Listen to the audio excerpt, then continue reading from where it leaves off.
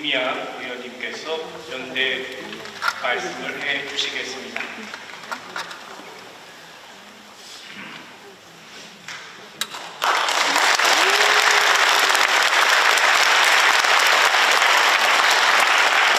윤석열 정부는 말 안 듣습니다. 그동안 지난 1년이 넘는 시간 동안 국민이 외쳤습니다. 후쿠시마 핵 오염수 절대로 방류되어서는 안 된다. 한국 정부는 반대해야 된다. 들었습니까? 방법은 하나밖에 없습니다. 그동안 제가 우리 사재단에서 진행하는 그 시국미사를 쭉 보면서 가장 마음에 들었던 것이 있더군요. 주문을 건다. 한번 해볼까요? 네. 제가 이거 한번 시작해볼까요? 주문을 건다. 윤석열을. 제가 잘못 들었네요. 다시 하겠습니다. 주문을 건다. 윤석열을 환영한다. 네, 저는 윤석열에 의해서 국채를 뒤흔드는 마치 개수와 같은 사람으로 불림을 받은 윤미향 국회의원입니다. 어쩌다 그렇게 됐습니다. 올해가 간도 학살 100주기였습니다. 아시죠? 그 간도 학살에서 간도 대지진 상황에서 그 혼란 틈바구니 속에서 조선인들 최소한 6,661명이 정말로 비참하게 학살을 당했습니다. 죽창으로, 쇠꼬챙이로, 칼로, 총으로. 그것도 국가의 지휘하에 군과 경찰에 의해서, 자경단에 의해서 죽임을 당했습니다. 그것을 추모했다라고 하여 한마디 추모도 하지 않은 정부가, 한마디 추모도 하지 않는 정치권이, 한마디 추모도 하지 않는 언론, 방송이, 국채를 흔드는 세력, 그리고 종북주의와 손잡고 반일을 선동한다라고 하는 것이 지금 윤석열 정부가 일본의 과거사를 대하는 인식입니다. 오늘 신부님께서 말씀을 통해서 그 역사의 맥락을 쭉 이야기를 해주셔서 제가 발언할 것이 굉장히 간편해졌습니다. 그들은 겨우 일제 식민지 36년 그리고 해방 이후 완전하지 못한 그 해방으로 인해서 떵떵거리고 뿌리를 깊게, 넓게, 잔인하게, 끔찍하게 괴물처럼 뻗어내렸던 일제 식민지 잔재, 겨우 합해보니 106년이죠, 그죠? 우리는 5,000년의 역사를 살았습니다. 그 역사 속에 106년의 역사 우리가 뿌리 뽑을 수 있지 않겠습니까? 네, 그렇게 생각합니다. 지금도 팔레스타인 가자 지구에서는 전쟁의 참호 속에서 아이들이 희생을 당하고 있습니다. 10분마다 한 명이 죽음을 겪고 있고요. 어제 뉴스에서 본 것 같습니다. 우리는 아무 잘못이 없어요. 그렇게 외쳤던 한 소년의 그 아우성이 사실은 이 심장에서 떠나질 않습니다. 아마 그 장면을 보셨던 여러분 모두 그러시리라 생각합니다. 저는 그 절규를 보면서 13살에 평양에서 중국으로 일본군 위안부로 끌려가서 18살에 해방이 되어 집으로 간다 했더니 집이 아닌 인천으로 도착해서 평생 동안 집으로 돌아가지 못하고 분단된 남쪽에서 삶을 살아오셨던 길어놓은 할머니의 절규도 보였습니다. 만 14살에 중국으로, 인도네시아로, 말레이시아로, 싱가포르로 아시아 태평양 지역을 끌려다니면서 22살까지 일본군 성노예가 되어서 모진 고통을 겪었던 우리 김복동 할머니의 인생도 그 절규 속에서 보였습니다. 그분들이 말씀하셨던 건 하나였습니다.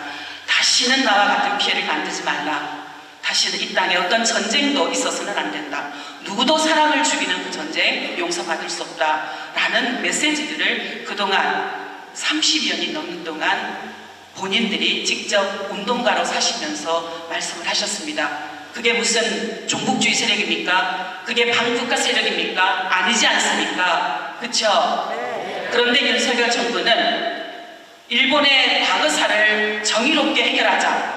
사죄하라, 배상하라, 책임자를 처벌하라 라고 외치면 반국가 세력이라고 국민들을 갈라치게 하고 피해자들을 향해서 입 닫으라고 하고 있습니다. 그대로 둬서 되겠습니까? 안 되죠? 저도 그렇게 생각합니다. 지금 촛불 집회가 계속 1년이 넘게 진행이 되어 오고 있죠. 그 촛불 집회에서 수많은 국민들이, 촛불 시민들이 피켓을 들고 촛불을 들고 외쳐오는 것이 있습니다. 역사를 팔아먹지 말아라 라는 얘기를 하고 있습니다. 근데 지금 이 정부는, 윤석열 정부는 역사를 팔아서 그 판 역사 위에 한미일 군사 동맹을 세우고 그것을 통해서 한반도에 다시 전쟁의 분위기를 만들고 있습니다. 그 한미일 군사동맹 체제를 강화하는데 이 과거사가 걸림돌이 된다라고 하는 것입니다. 그렇게 힘겹게 할머니들 곁에서 할머니들 손을 잡고 지난 30년이 넘는 동안 함께 싸우고 목소리를 내고 자기의 사적인 생활을 오로지 일본군 위안부 문제 해결을 위해서 활동했던 제 활동가들, 제 동료들, 그리고 저 지난 3년 동안 겪었던 그 회오리 바람은 지금도 심장이 섬찟합니다. 물론 우리 12구 이태원 참사의 유가족들에 비하면 비길 바가 못 되지만 그 과정 속에서 저는 소중한 제 동료를 잃었습니다. 어릴 때 수녀가 되고 싶어 했던 그 여성은 수녀가 될 수는 없었고 평화의 우리 집 쉼터에서 할머니들을 24시간 돌보는 활동가가 필요하다라는 제안에 그 공고에 선뜻 제가 말했습니다. 16년 동안 할머니들과 동고동락하며 명절에도 자신의 집으로 돌아가지 못했던 여성이었습니다. 그 이름은 손영미입니다. 검찰의 항소 이유서를 보고서야 그녀가 목숨을 끊었던 2020년 6월 6일 그 전날 6월 5일 검사가 손영미 소장님에게 전화를 걸었다라는 것을 알게 되었습니다. 왜 그녀가 하필이면 6월 6일에 그렇게 삶을 거두었을까 이해할 수 없었습니다.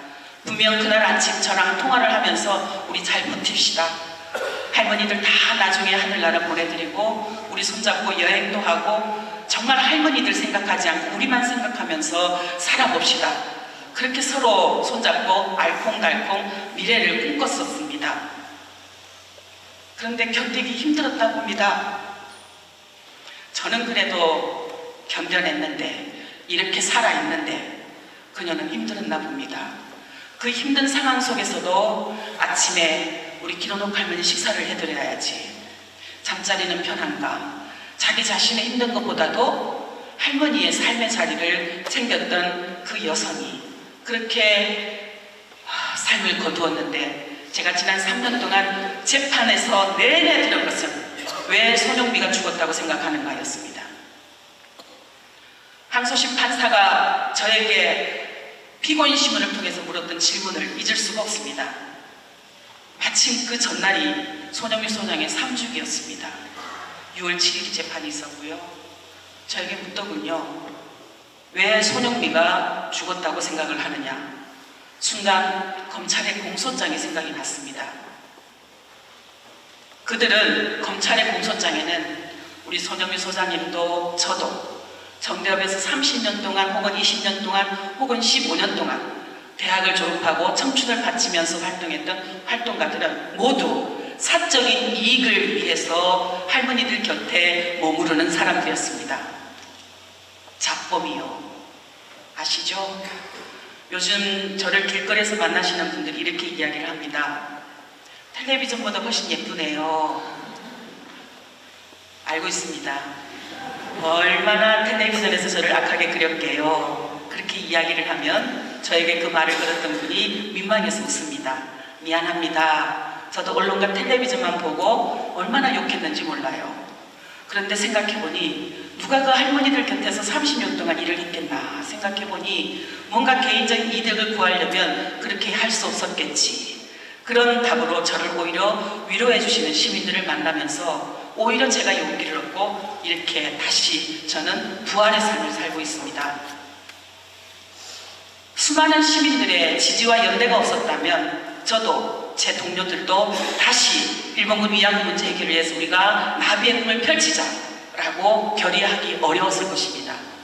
다시 촛불의 현장에서 촛불을 들고 촛불 시민들과 함께 우리 역사를 우리가 바꾸자, 정의롭게 세우자, 윤석열이 거꾸로 만들어 놓은 역행시킨 이 역사의 아픔을, 이 부끄러움을, 이 억울함을 다시 올바르게 세워서 그 과거 역사로 인해서 상처를 입은 피해자들을 다시 높이 올려 세우고, 그리고 그들과 함께 연대했던 사람들은 기쁨을, 보람을 느낄 수 있도록 하자라고 결의하기 어려웠을 것입니다. 그래서 저는 늘 생각합니다. 여러분, 연대는 희망입니다. 아시죠? 12구 이태원 참사 유가족들과 함께 손잡는 우리의 연대가 있다면 우리 유가족들이 웃을 수 있을 것이고요, 용기를 가질 수 있을 것이고요. 그렇죠? 네, 저도 그랬습니다. 연대가 있었기에 저는 부활했습니다 라는 이야기를 당당하게 합니다. 나를 감옥에 가둬도 저를 또다시 국가보안법으로, 남북교류협력법으로, 혹은 아직도 재판이 여러 개가 있습니다. 우리 기르녹 할머니 노래를 좋아해서 가수가 되셨는데 90에요. 그런데 그들은 저를, 할머니는 노래하기 싫은 억지로 끌고 다니면서 노래를 시켰다 해서 학대죄라는 게 저에게 붙어 있습니다. 할머니가 주체적으로 정말로 활동을 했는데, 평화를 담고 통일도 만들자, 제일조선학교 아이들도 지원하자, 그렇게 목소리를 내셨는데 윤미향의 손에 이끌려서 끌려다닌 할머니로, 그런 여러 가지 일들이 아직도 재판에 널려 있습니다. 수사를 받게 될 것이고요. 하지만 겁나지 않습니다. 왜? 우리 신부님들 계시고요,